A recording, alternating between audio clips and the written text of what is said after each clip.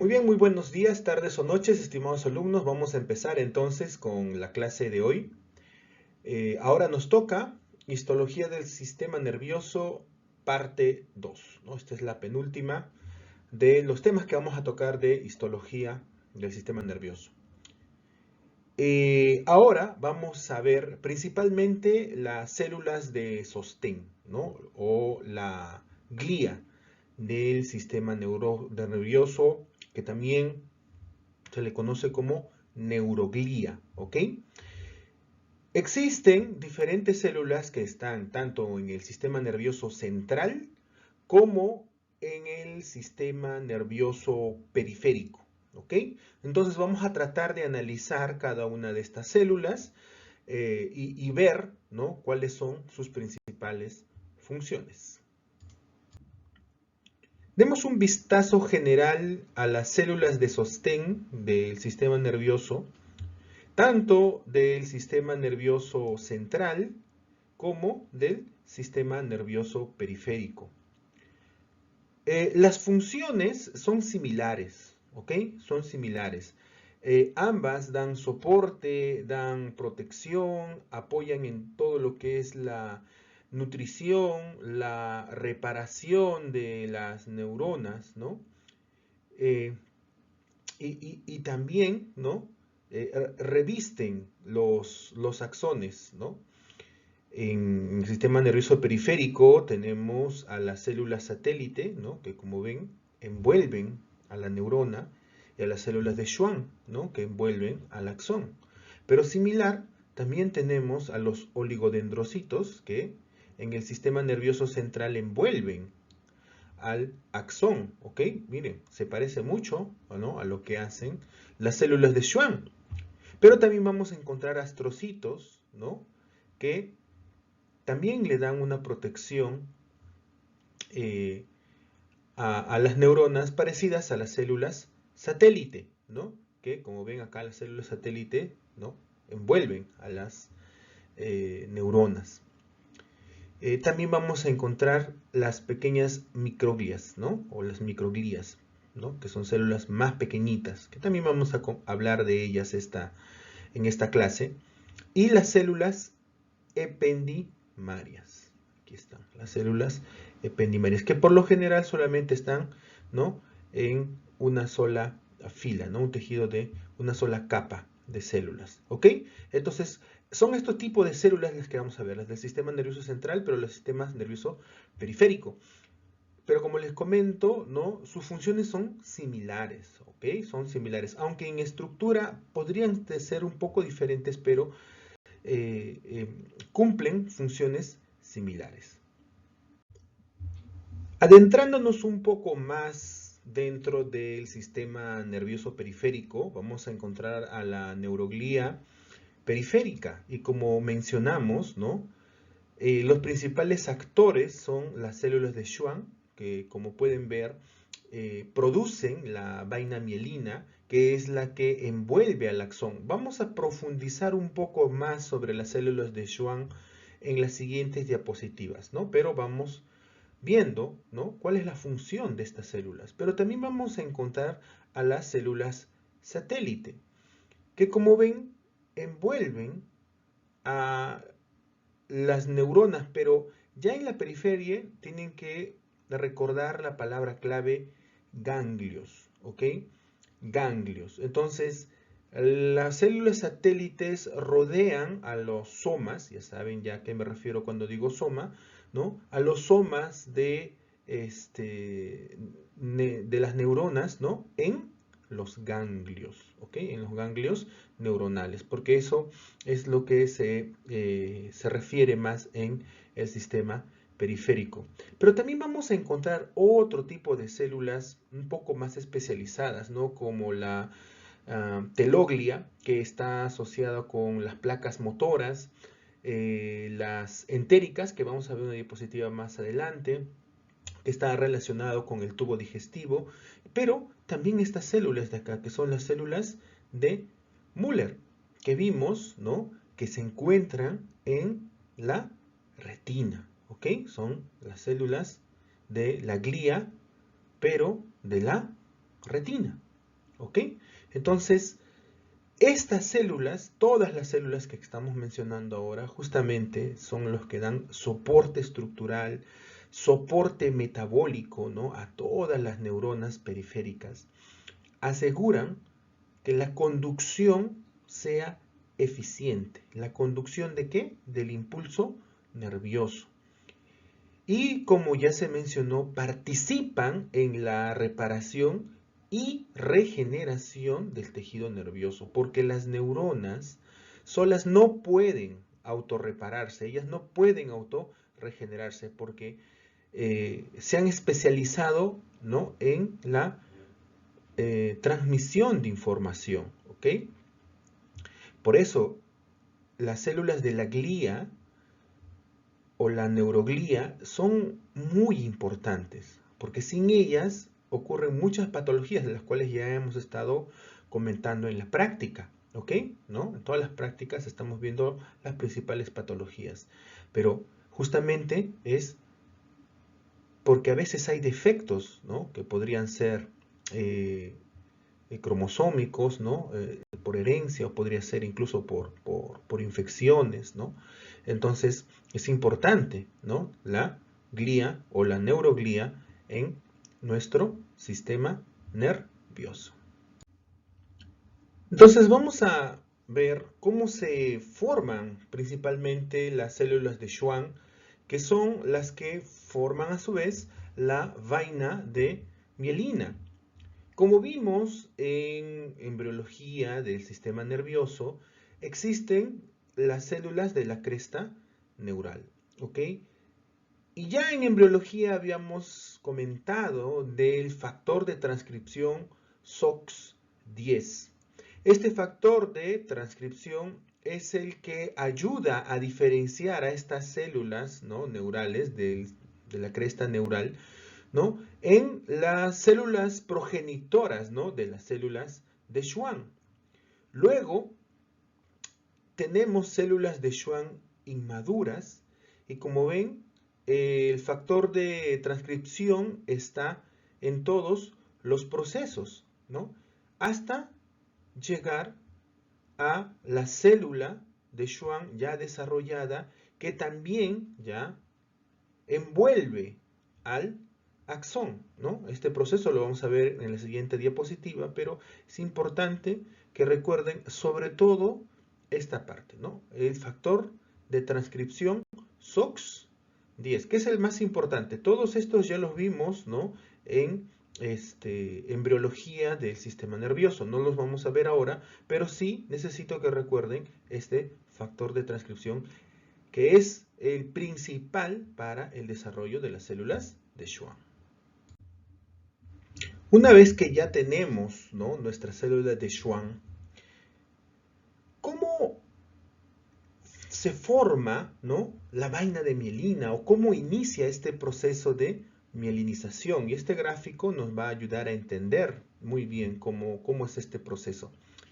El proceso empieza cuando la célula de Schwann rodea al axón, ¿no?, como pueden ver en la imagen A, y su membrana, ¿ya?, de la célula de Schwann empieza a polarizarse, ¿ok? Empieza a polarizarse. Inicialmente, como ven, se forma un pequeño surco, ¿no?, en la superficie de la célula de Schwann. Pero luego se forma un segmento axónico que tiene un tamaño aproximado entre 0.08 a 0.1 milímetros, ¿ok? Y este segmento queda envuelto por la célula de Schwann. Una vez que ya está envuelto, se forman dos regiones, ¿ok?, que se va a llamar región abaxónica, ¿no?, o región abaxonal, ¿ok?, que es la que está expuesta al endoneuro, la parte externa, ¿no?, de la célula de Schwann. Pero también vamos a encontrar una región adaxónica o región adaxonal, que es la membrana de la célula de Schwann que está en contacto, ¿no?, con el axón, ¿Ok? Entonces, recuerden esas dos regiones. La región abaxónica es la que está en contacto con el endoneuro, o sea, con toda la región que está alrededor de la célula de Schwann.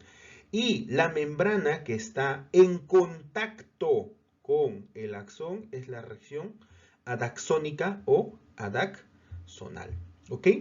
Ahora, cuando el axón queda completamente envuelto, se va a crear esta estructura que se llama mesaxón, ¿ok?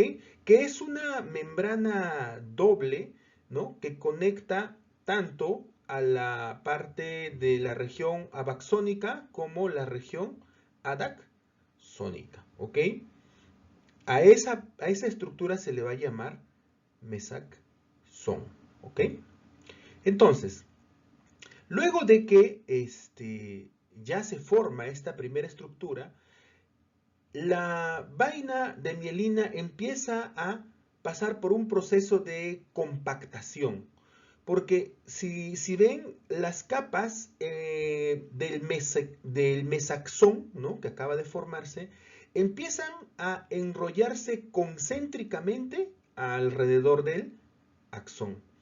Ahora, estas primeras capas, como pueden ver, todavía son un poco más gruesas, o sea que todavía contienen citoplasma.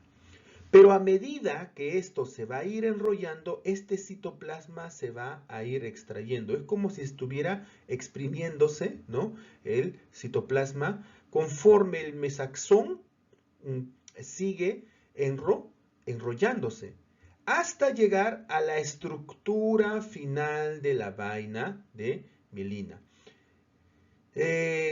Como pueden ver, el, el citoplasma rodea, ¿no?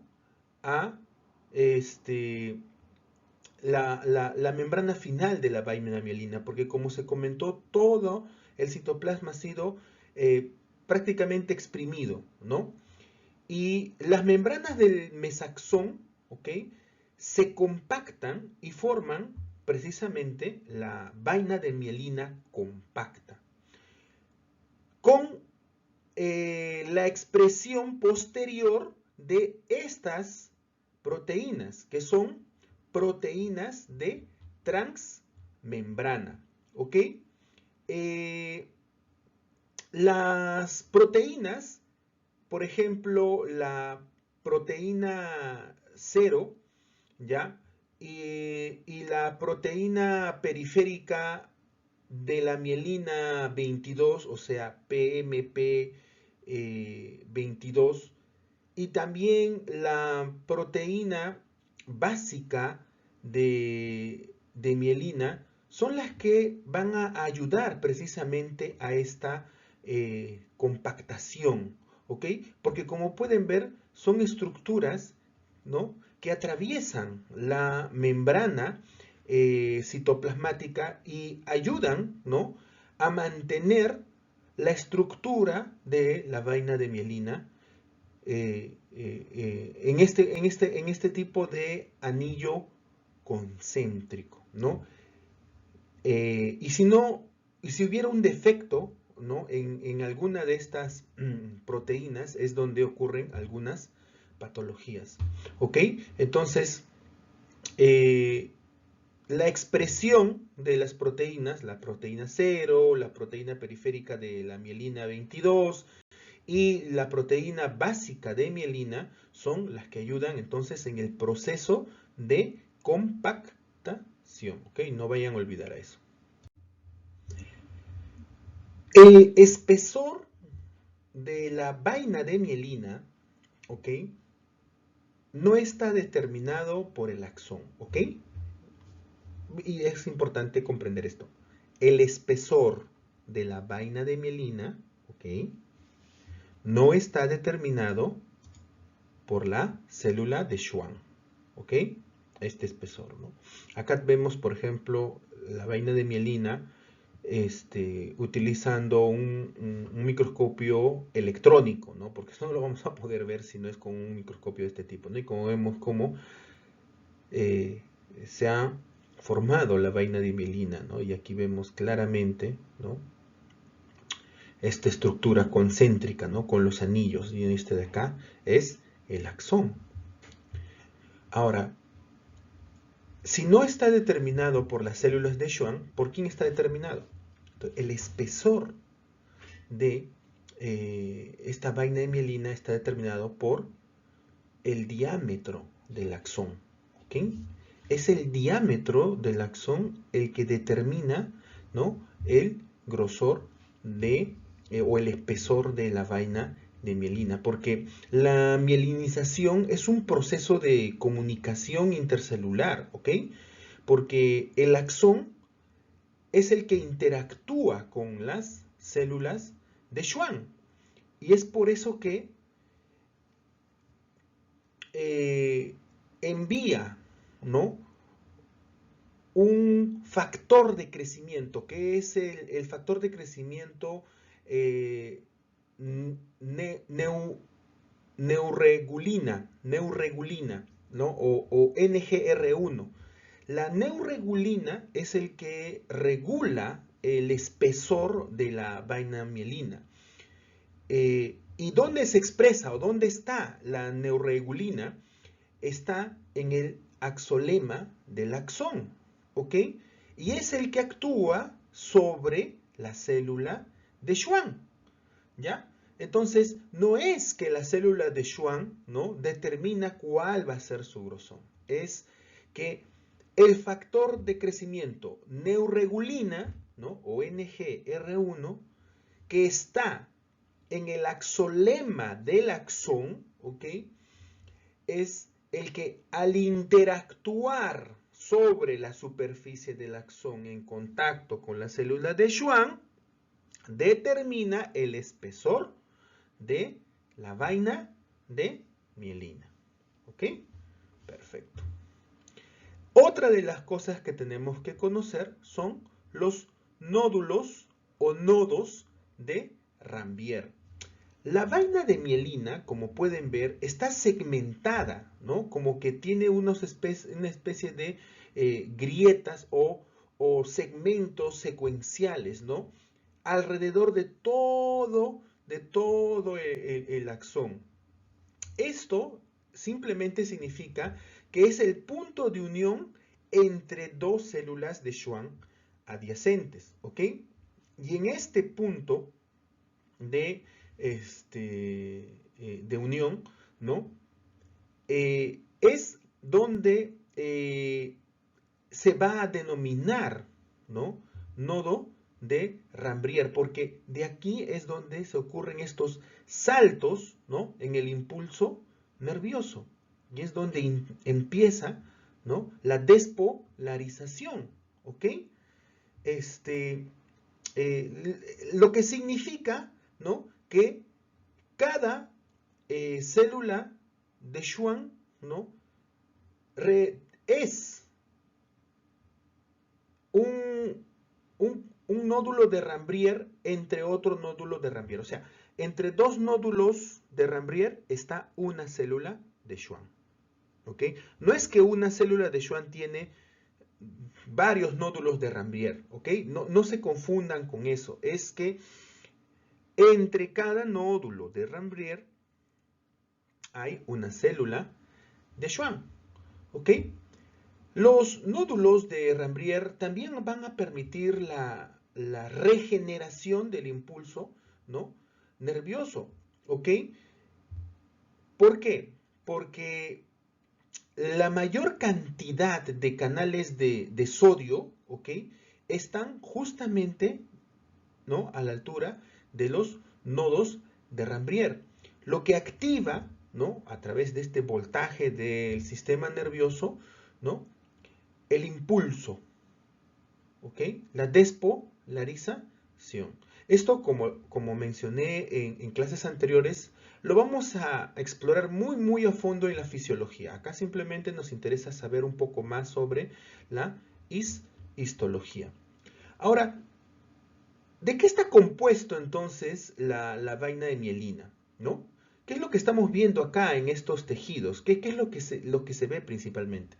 La vaina mielina está compuesta aproximadamente por un 80% de lípidos, ¿ok? Todo lo que estamos viendo acá es en un 80% de lípidos. La membrana, ¿no?, de la célula de Schwann, que enrolla al axón, extrae, como mencionamos, todas el citoplasma de estas capas, ¿no?, de la célula plasmática. Por eso lo vemos así, ¿no?, que incluso está muy, muy ordenadito, como vemos acá.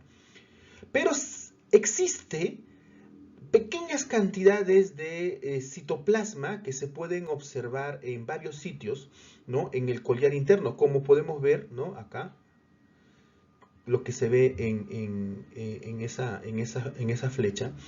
Tiene un nombre, se llaman las incisuras de Schmidt-Lantermann, ¿ok? Y son pequeñas porciones de citoplasma, ¿no?, en el collar externo, ¿no?, alrededor de la vaina de mielina, ¿ok? Ahora hablemos un poquito más a profundidad de las células satélite, ¿no?, como mencionamos, que forman parte de la neuroglía del sistema nervioso periférico. Las células satélites, ¿no?, están rodeando, ¿no?, los somas de las neuronas, ¿no?, de los ganglios. Y como pueden ver, forma una capa alrededor del soma, ¿no? Aunque en algunas tinciones, ¿no?, en el laboratorio, no vamos a poder ver así como está en este diagrama. Lo que normalmente se ve son los núcleos, ¿ok? Son los núcleos alrededor del soma, ¿ok? Ahora, estas células, como se mencionó, son importantes, sobre todo en los ganglios paravertebrales y los ganglios periféricos, ¿ok? Donde las evaginaciones de las células neuronales deben penetrar entre ellas para precisamente hacer la sinapsis. Entonces, estas células de satélite ayudan a justamente establecer, ¿no?, o mantener un microentorno controlado, ¿ok? Este microentorno controlado alrededor del soma, ¿no?, del cuerpo de la neurona, va a proporcionar un aislamiento eléctrico, ¿ok? Porque recuerden que el impulso nervioso viaja a través de un pequeño voltaje. Y es importante que la neurona tenga ese aislamiento porque pueden ocurrir algo así como cortocircuitos, ¿no?, que pueden alterar el intercambio metabólico, ¿ok? La función de estas células satélite, como mencioné en diapositivas anteriores, es una función muy similar a las células de Schwann, aunque obviamente las células satélite no producen mielina, ¿ok? Ahora, estas células gliales entéricas, ¿ok?, que vamos a ver, ¿no?, en el intestino, por ejemplo, ¿no? Esta imagen corresponde a la de un corte, ¿no?, en el intestino delgado. Aquí vemos la mucosa interna, ¿no? Y vemos acá los ganglios que estamos mencionando, ¿no?, del plexo miantérico y los ganglios del plexo submucoso, ¿ok? Que es lo que producen el peristaltismo en el tejido, ¿no?, de los intestinos, ¿ok? Estas células entéricas o glías, ¿no?, porque estamos hablando de las células neurogliales entéricas, se asocian justamente, ¿no?, con los ganglios entéricos, ¿ok? Y justamente son los que le dan el soporte, ¿no?, para que estos ganglios puedan mantenerse funcionales, ¿no? Y puedan mantener funcional también el impulso que produce, ¿no? Que, por ejemplo, en este caso, el intestino delgado mantenga el peristaltismo, ¿ok?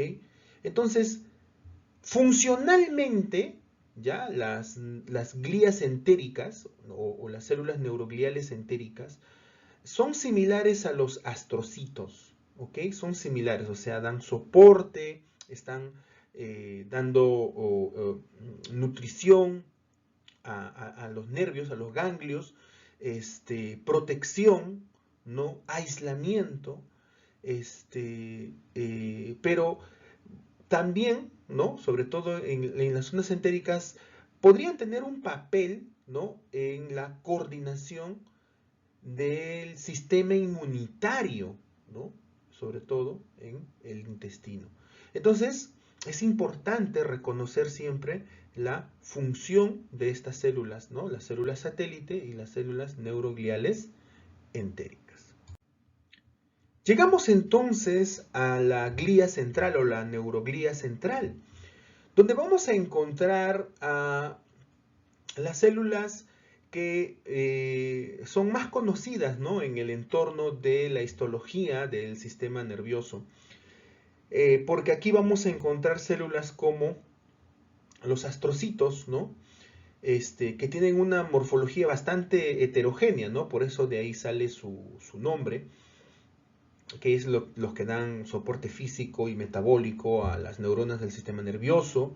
Tenemos los oligodendrocitos, ¿no? Que son células más pequeñas pero muy activas, ¿no? Que también están en formación, pero son ellos los que envuelven al axón y forman la mielina, ¿no? Similar a lo que hace las células de Schwann. Tenemos también a las células de la microglia, ¿no? Que son estas más pequeñas de acá, ¿no? Que son poco visibles, núcleos pequeños, alargados, y su función principalmente es ser fagocítica, ¿ok?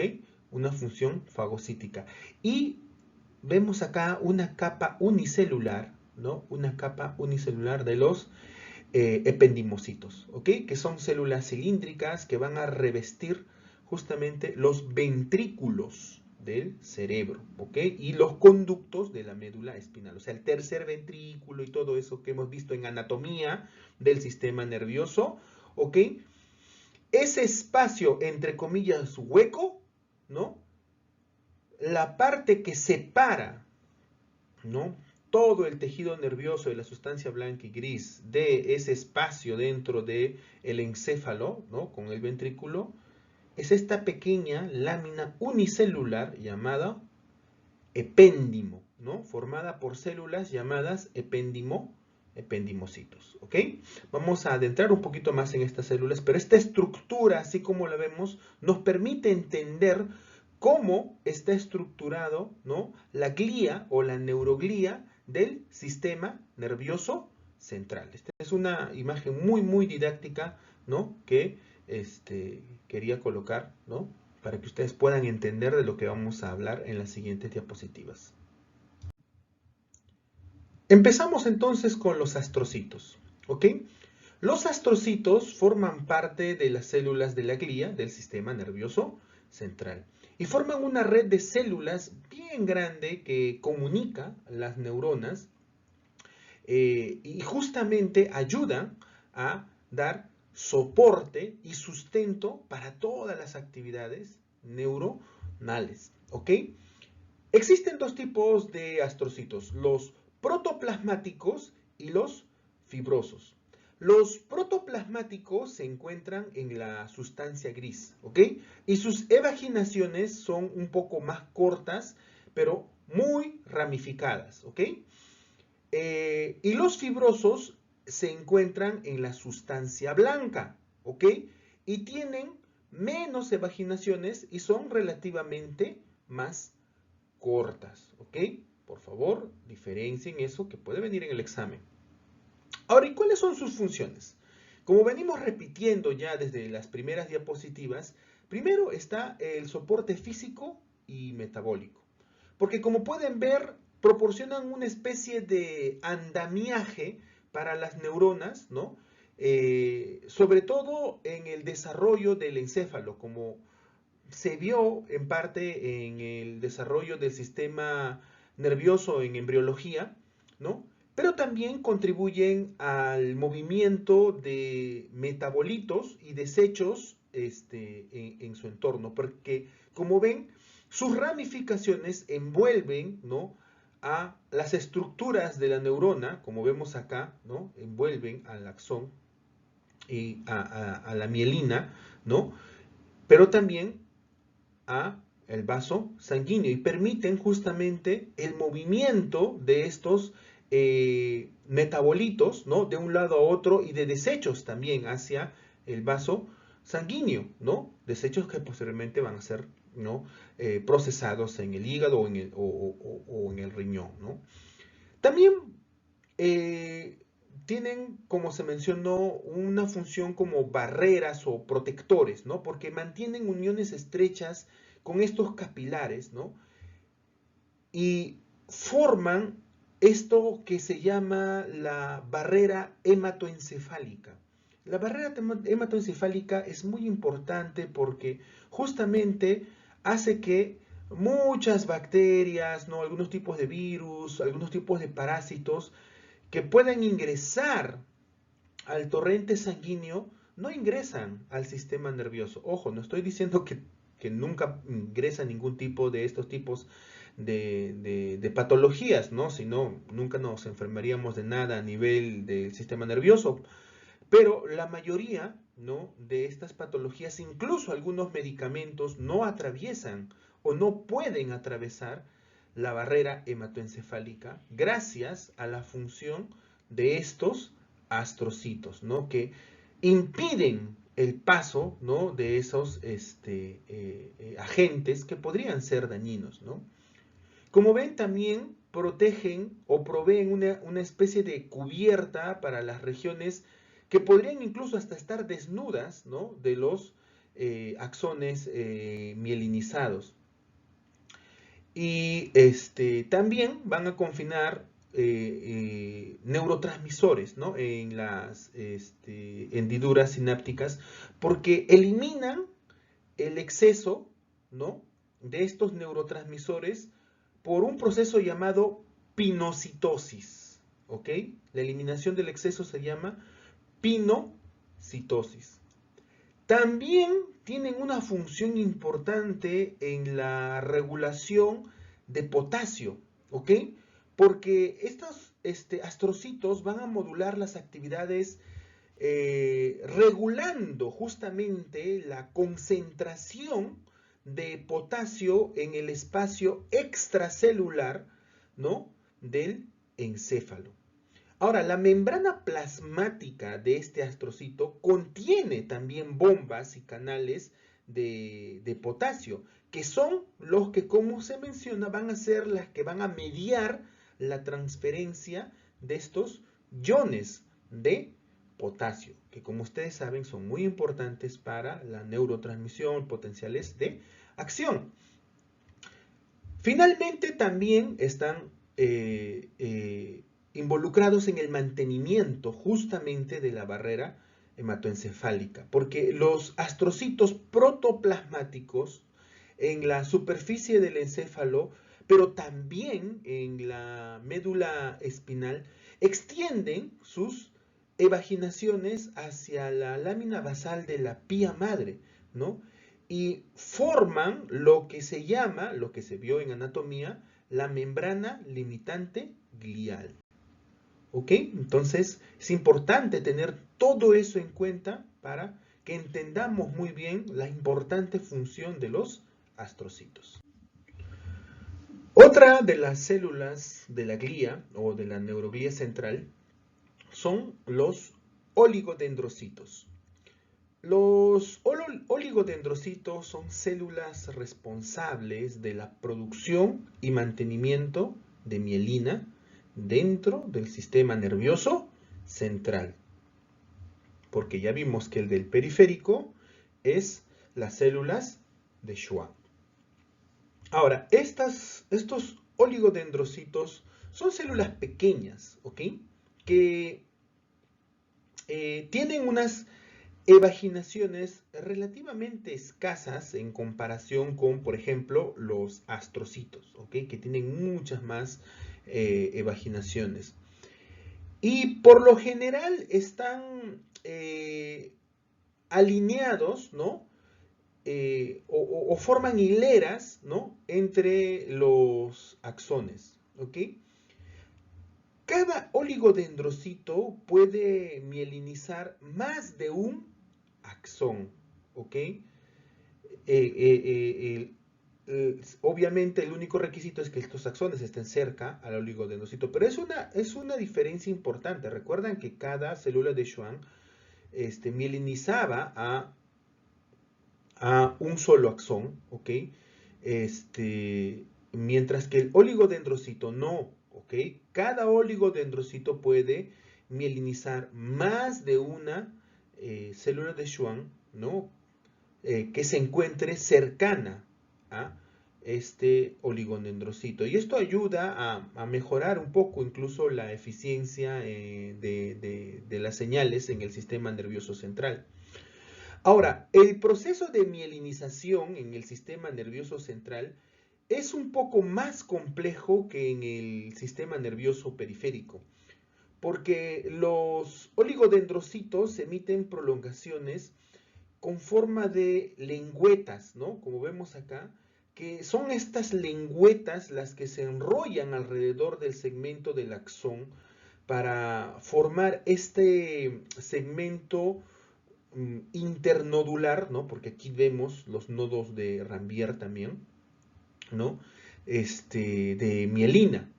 Ahora, estas prolongaciones rotan alrededor del axón, pero siempre se mantienen muy cerca entre ellas, ¿no? Y forman así la vaina de mielina.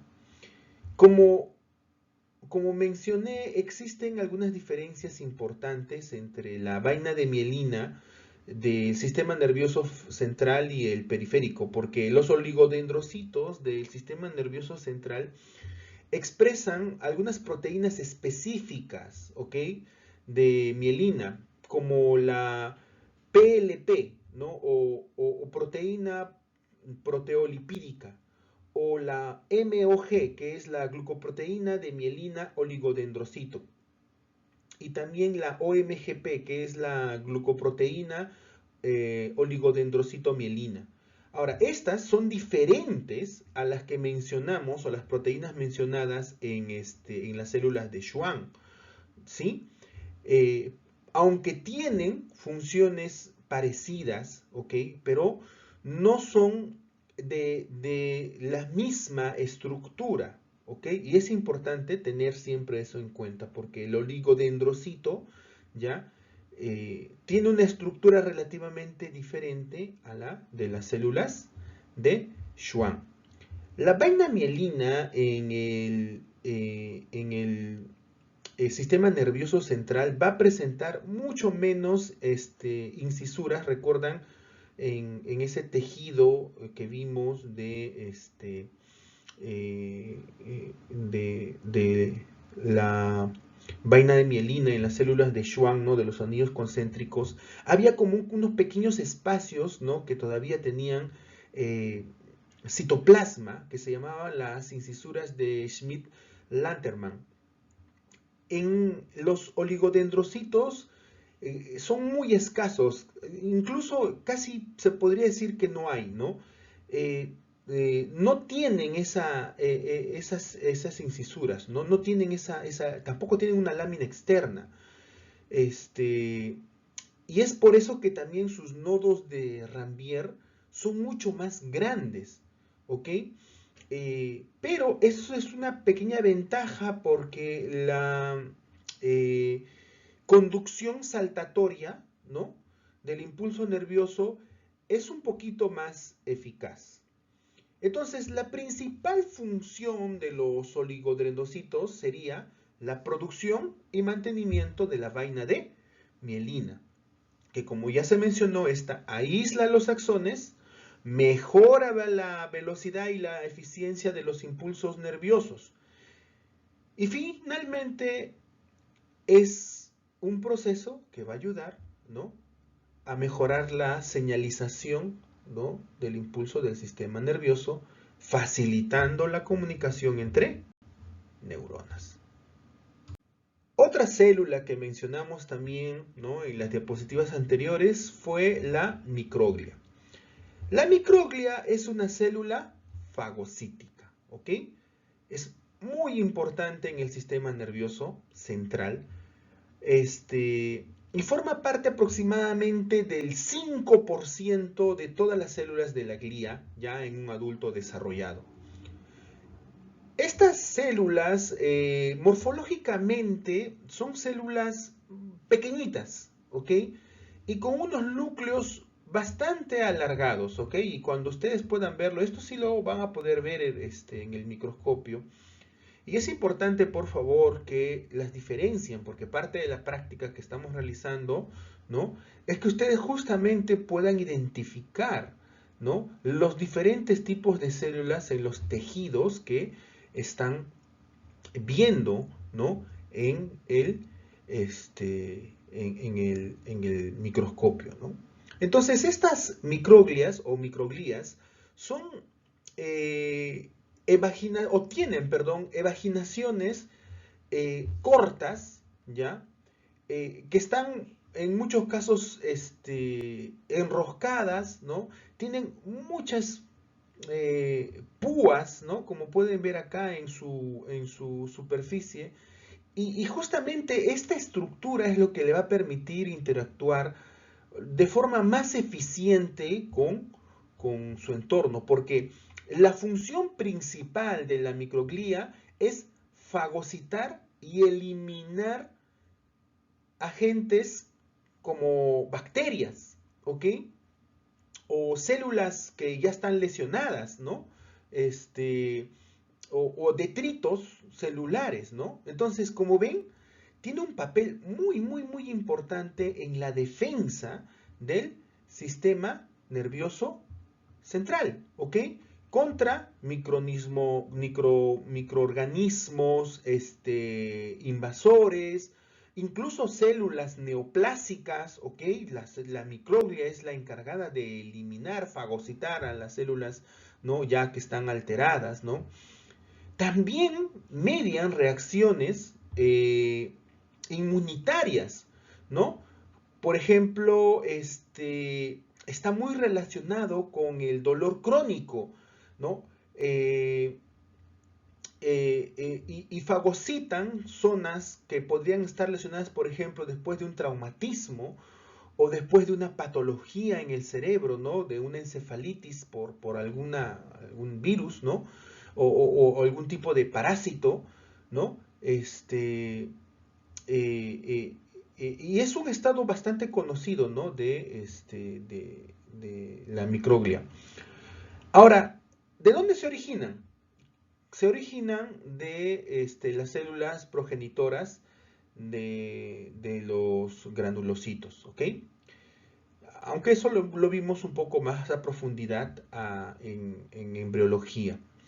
Ahora, el papel entonces, ¿no?, de las microglías es mantener al tejido en general del cerebro, del encéfalo, ¿no?, del tejido neuronal, y dar una protección, no como los astrocitos, sino es una protección contra posibles patologías, posibles agentes dañinos, incluidos los que forman nuestro propio cuerpo, como son las células neoplásicas. Entonces, la función de estas microglias es muy, muy, muy importante y todavía sigue siendo sujeto de estudio, ¿no?, sobre todo para poder combatir algunas patologías, ¿no?, como el cáncer, ¿no?, para poder evitar que se formen estas células neoplásicas.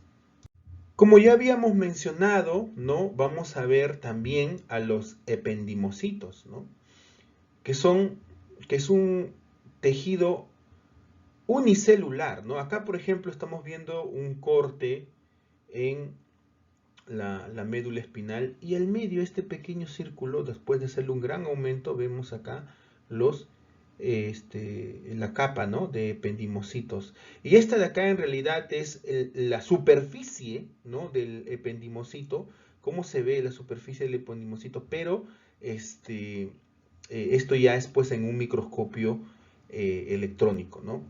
Entonces, los ependimocitos son células que, como pueden ver, forman el revestimiento, ¿no? Un revestimiento que se llama epitelial, ¿ok? ¿En dónde?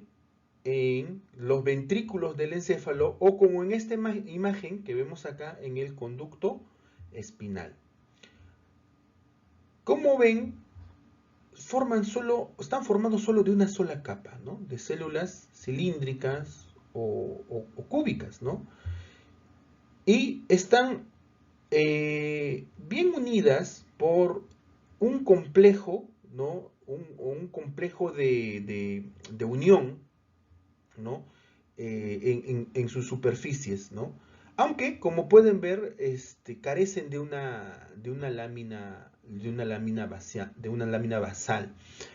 En su superficie, ¿ya?, en la superficie apical de estos ependimocitos, vamos a encontrar unos pequeños cilios o microvellosidades, ¿no?, que justamente son los que van a participar activamente en la absorción y el movimiento del líquido cefalorraquídeo, porque ustedes, como ya recordarán, tanto en embrio como en anato, que el líquido cefalorraquídeo tiene que estar en constante movimiento, ¿ok? Si no, se producen algunas patologías, ¿no? Ahora, existe como que una subpoblación de estos ependimocitos que se llaman tanicitos, ¿no? Estos tanicitos se encuentran principalmente en el tercer ventrículo, ¿ok? Y se diferencian de los ependimocitos simplemente porque no presentan estos cilios, ¿ok? Pero presentan como que una prolongación un poquito larga, ¿no?, que se proyecta hacia dentro del parénquima del encéfalo. Su papel todavía no es muy claro, ¿ya? Pero podríamos deducir que están involucrados obviamente también en el transporte de líquido cefalorraquídeo hacia la sangre, o bueno, como está en su ubicación en el hipotálamo, ¿no? Ahora, se sabe que estos tanicitos, perdón, son sensibles a las concentraciones de glucosa, ¿no? Y bueno, entonces esto nos podría permitir deducir que podría estar involucrados en la respuesta a ciertos cambios, ¿no?, de glucosa y del equilibrio energético. Dentro del sistema de ventrículos, ¿no?, del encéfalo, las células ependimarias, ¿no?, el tejido ependimario, va a tener alguna función formando algunos plexos, ¿no?, que son fundamentales para la producción justamente de líquido cefalorraquídeo. Y ustedes saben que el líquido cefalorraquídeo se forma, ¿en dónde? En el plexo coroideo. Entonces ahí también vamos a encontrar algunos ependimocitos. Entonces es una función bastante crítica, como pueden ver, ¿no?, en el funcionamiento del sistema nervioso central. Entonces, una vez que ya vimos, ¿no?, todas las células involucradas, ¿no?, en el mantenimiento de nuestras neuronas, ¿no?, y también como vimos ya la propia neurona en la primera parte de estas clases, ya podemos enfocarnos un poco más en la conducción del impulso nervioso. El potencial de acción es un proceso electroquímico, ¿ok? Importante tener siempre eso en cuenta. Es un proceso electroquímico. No es meramente eléctrico. No es yo sé que didácticamente utilizamos símiles, ¿no? Con las conexiones eléctricas en una casa, en un robot, pero no es tan simple como eso, es mucho más complejo. Por eso es un proceso electroquímico, ¿ok? Desencadena una serie de impulsos que llegan al cono axónico, pero son impulsos que son transmitidos de las dendritas al soma, del soma al cono axónico. Ahora, este proceso se lleva a cabo de manera similar a cómo avanza, por ejemplo, la mecha eh, de un cohetecillo, ¿no? De una dinamita, ¿no? Porque si ustedes encienden la mecha, avanza, ¿no? Linealmente, ¿ok? Entonces, ¿por qué? Porque el impulso avanza hacia una sola dirección, generando una pequeña onda de despolarización de la membrana que comienza justamente en el cono axónico. ¿Ok?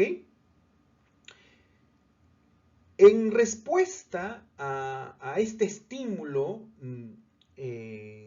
nervioso, ¿no? Los canales de sodio, ¿no?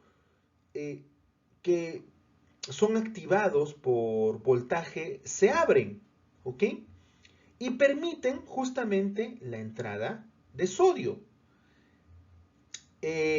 al interior del axón, que se llama axoplasma, ¿ok? El interior del axón se llama axoplasma. Esta entrada de sodio, ¿no? Que tiene carga positiva, invierte brevemente el potencial de la membrana de su estado, ¿no? Que está aproximadamente en menos 70 milivoltios a un estado positivo de más 30 milivoltios, ¿ok? Entonces, potencialmente los canales de sodio se cierran y los canales de potasio se abren, ¿ok? Permitiendo la salida de potasio. Y esto devuelve a la membrana su potencial de reposo. O sea, regresa la polarización a aproximadamente menos 70 milivoltios. ¿Ok? Y a este proceso se le llama repolarización. Entonces, el potencial de acción hace que se abran los canales de sodio. El sodio que tiene carga positiva ingresa al axón, ¿no? Que ahora ustedes ya conocen que se llama axoplasma. Inicia el proceso de despolarización porque cambia, ¿no? El voltaje de menos 70 milivoltios a más 30 milivoltios. Este cambio hace que, ¿no? Los canales de sodio se cierren y se aperturen los canales de potasio, que también tienen carga positiva. El potasio sale, ¿no? A la zona extracelular y regresa otra vez, ¿no? Al estado de reposo, o sea, de más 30 milivoltios a menos 70 milivoltios. Entonces, la conducción rápida del potencial de acción justamente se debe a que en estos nodos de Rambier, donde los axones, ¿no? Permiten, ¿no? Que el impulso nervioso salte, ¿ok? Porque da una especie de salto, ¿no? Un impulso saltatorio que va de un nódulo a otro, ¿no? Permite, ¿no? Que el potencial de acción viaje más rápido y produzca estas despolarizaciones y repolarizaciones en forma casi imperceptible, ¿no? Para nosotros, porque los movimientos se producen justamente. El movimiento que yo estoy haciendo, por ejemplo, ahorita con mis dedos, ¿no? Es toda una señal electroquímica que viaja desde mi cerebro, luego por la médula espinal, y luego la señal llega a mis dedos para que yo los pueda mover. Entonces, esta velocidad de conducción no solo depende del espesor de la mielina, sino también del diámetro del axón, siendo que son más rápidos cuando mayor es el diámetro, ¿ok?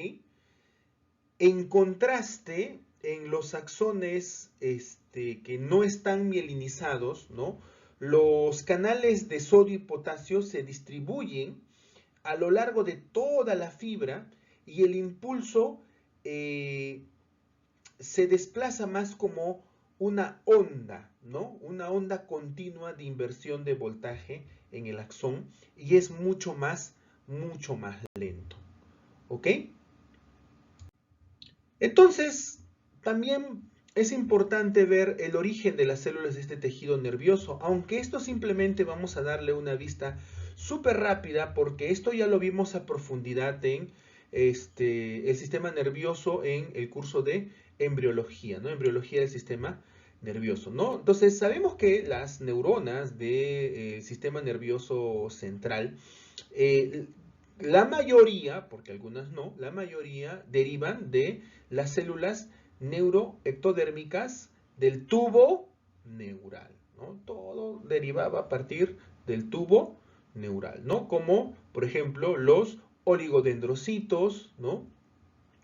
Que derivan a partir de los glioblastos, los astrocitos, ¿no? O las propias neuronas, ¿no? Que derivan del neuroblasto bipolar.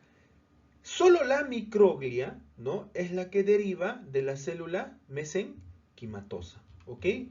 Todo eso ya lo vimos a profundidad en embriología del sistema nervioso, incluyendo los transmisores, las proteínas y todo lo que está involucrado en el desarrollo y la diferenciación de estas células. Entonces les recomiendo que puedan, si quieren repasar esto, ¿no? Ver, ¿no? La clase de embriología del sistema nervioso. Entonces, ya para terminar, vamos a hacer un pequeño repaso de cómo es la organización del sistema nervioso periférico, ¿ok? El sistema nervioso periférico, como vimos, está compuesto por una serie de nervios, ¿no? Que están especializados y los ganglios que contienen los somas neuronales que se encuentran fuera del sistema nervioso central.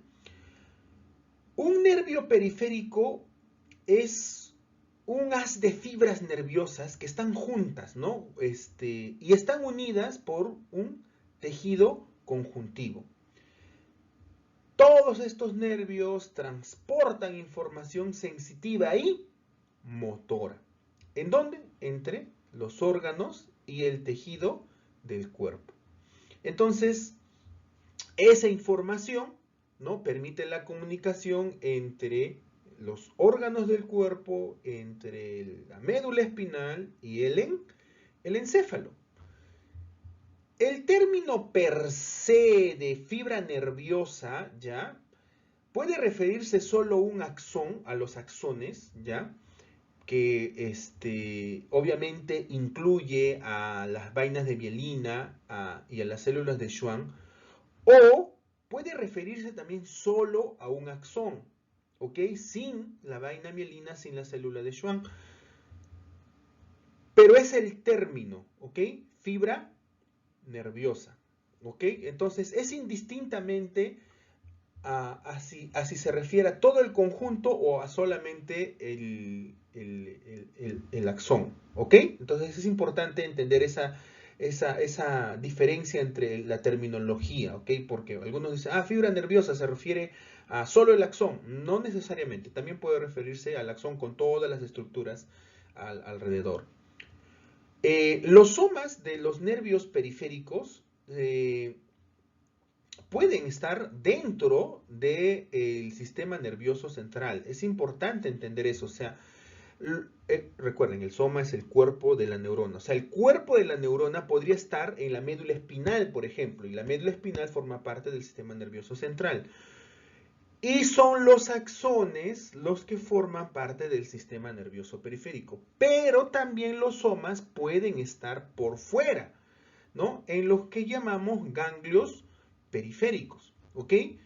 Estos ganglios periféricos son los que contienen una acumulación de somas neuronales. Por eso, el conjunto de somas se les llama ganglios, ¿ok? También es importante no confundir. El ganglio no es la neurona.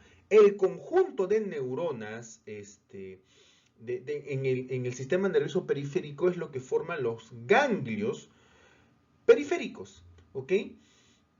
Y estos ganglios tienen fibras nerviosas entrantes y salientes. ¿Ok? Es importante entender eso. ¿Ok? Entonces, los somas de estos ganglios, por ejemplo, los de la raíz dorsal o los ganglios de los nervios craneales, pertenecen a esta serie de neuronas sensitivas. ¿Ok? Mientras que los somas de los ganglios paravertebrales, prevertebrales y terminales, ¿ya? Pertenecen a las neuronas motoras que son postsinápticas del sistema nervioso autónomo. Ojo, por favor, todo esto es importante tener para entender muy bien cómo se organiza todo esto. Ahora, los somas de las motoneuronas del sistema nervioso periférico, ojo, están dentro del sistema nervioso central.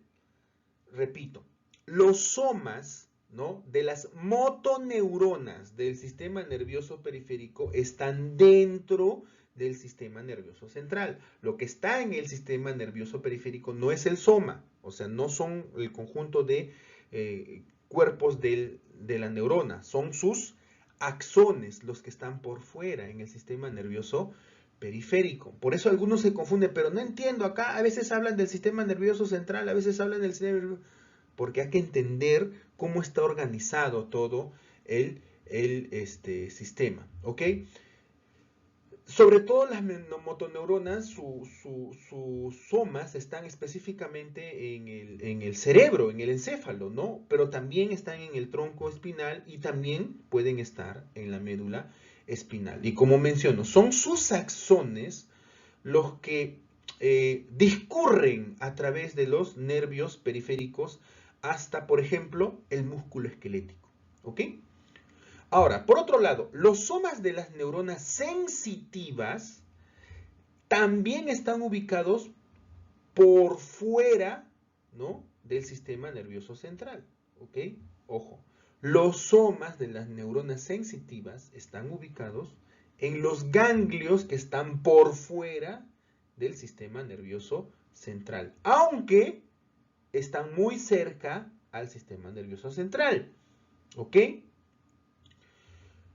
Los componentes del tejido conjuntivo, ¿ok?, del nervio periférico incluyen el endoneuro, perineuro o epineuro. El endoneuro comprende todo el tejido conjuntivo, laxo, que está alrededor de cada fibra nerviosa individual, ¿ok? Tenemos una fibra nerviosa y todo lo que está a su alrededor de la fibra nerviosa, ojo, ya expliqué qué es fibra nerviosa, forma parte, ¿no?, o se llama endoneuro. El perineuro es el tejido conjuntivo que rodea a un fascículo nervioso, ¿no?, que es lo que rodea a la barrera hematonerviosa, ¿ok? O sea, alrededor de los vasos sanguíneos y todos los componentes que están alrededor. Y el epineuro es el tejido conjuntivo que es un poco más denso, es irregular, que rodea todo un nervio periférico y llena todos los espacios vacíos entre los fascículos nerviosos. ¿Ok? Entonces es importante también tenerlos en cuenta. Finalmente vamos a encontrar también algunos receptores aferentes, ¿no?, de estructuras especializadas que están ubicados en los extremos distales de estas evaginaciones periféricas de algunas neuronas sensitivas. Estos los van a conocer como los exteroreceptores, ¿ok?, que reaccionan a estímulos del medio externo, ¿no? Y los intrarreceptores, ¿no?, que reaccionan a estímulos internos del organismo.